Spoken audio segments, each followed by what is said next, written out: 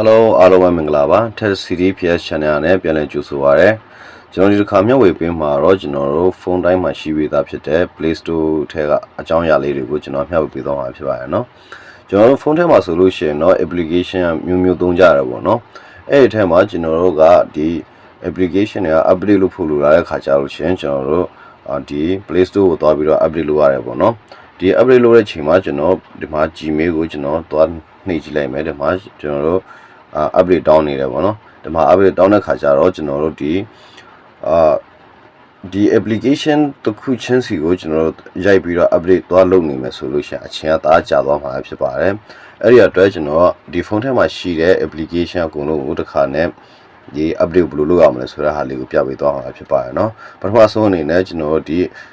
Play Store လေးကိုတစ်ချက်ဝင်အောင်လိုက်ပါပြီးရခါကျွန်တော်ဒီအပေါ်နားလေးကကျွန်တော်တို့ profile နေရာလေးကိုတစ်ချက်ဝင်ပေးလိုက်ပါပြီးတော့ကျွန်တော်ဒီအပေါ်နားလေးကဒီဟာလေးပေါ့နော် manage app ဆိုတဲ့ဟာလေးကိုတစ်ချက်နှိပ်ပေးလိုက်ပါတစ်ချက်နှိပ်ပြီးပြီဆိုလို့ရှိရင်တော့ကျွန်တော်တို့ဒီအပေါ်နားလေးရပေါ့နော်ဒီမှာ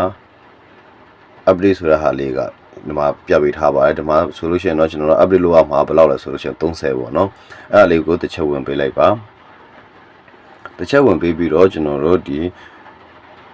update all ဆိုတာဟာလေးကိုတစ်ချက်နှိပ်လိုက်မယ်ဆိုလို့ရှိရင်တော့ကျွန်တော်တို့ automatic အကုန်တော့အခုဒီအောက်ဟာတွေပေါ့နော်ဒီတောက်ရှောက်ဒီအောက်ကဟာတွေအကုန်လုံး30စလို့တစ်ခါနဲ့ update လုပ်ပြီးတော့ဖြစ်သွားပါလိမ့်မယ်နော်ပြီးတော့နောက်ထပ်တစ်ခုကကျွန်တော်ဒီ back close လေးနဲ့ပေါ့နော်နောက်ဆုတ်ပေးလိုက်ပါဒီ back close လေးနဲ့ပေါ့နော်နောက်ဆုတ်ပေးလိုက်ပါ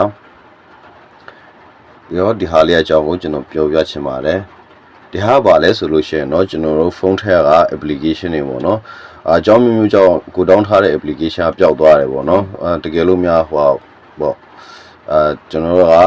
uninstall လုပ်လိုက်တာပဲဖြစ်ဖြစ်မလို့ချင်တော့လို့ uninstall လုပ်လိုက်တယ်ပြီးတော့ပြန်ပြီးတော့သုံးချင်လာတယ်ဒါပေမဲ့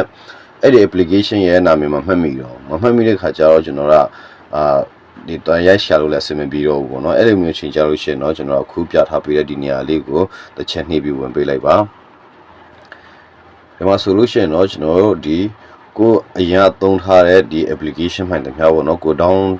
ထားပြီးသားဖြစ်တဲ့ application မှန်တယ်များကဒီမှာပဲအကုန်လုံးစုနေပါလိမ့်မယ်အဲ့ဒါကိုကြိုက်တဲ့ဟာကိုကျွန်တော်ကတစ်ချက်နှိပ်ပြီးတော့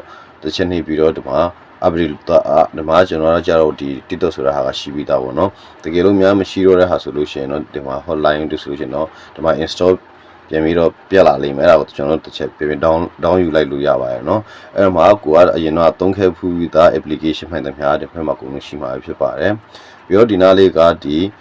post ဆိုတဲ့နေရာ post တမောအဲ့ဒါဘာလဲဆိုလို့ရှိရင်တော့ကျွန်တော်ကဒီ application တစ်ခုကိုကိုကမတောင်းခင်ပဲဖြစ်ဖြစ်ပေါ့နော်ကိုက comment တွေပါတယ်ပေးထားတယ်ဆိုလို့ရှိရင်เนาะဒီ post ဆိုတဲ့နေရာလေးမှာသွားပြီးတော့တင်ထားနေမှာဖြစ်ပါတယ်ဒါပေမဲ့ကျွန်တော်အခုကကြတော့အခုမှဒီ comment တွေမပေးဘူးပေါ့နော်အဲ့ဒါခါကျတော့ဒီဘေးနားလေးကဟာပိုင်းမှာပဲအကုန်လုံးရှိနေတာဖြစ်ပါတယ်เนาะ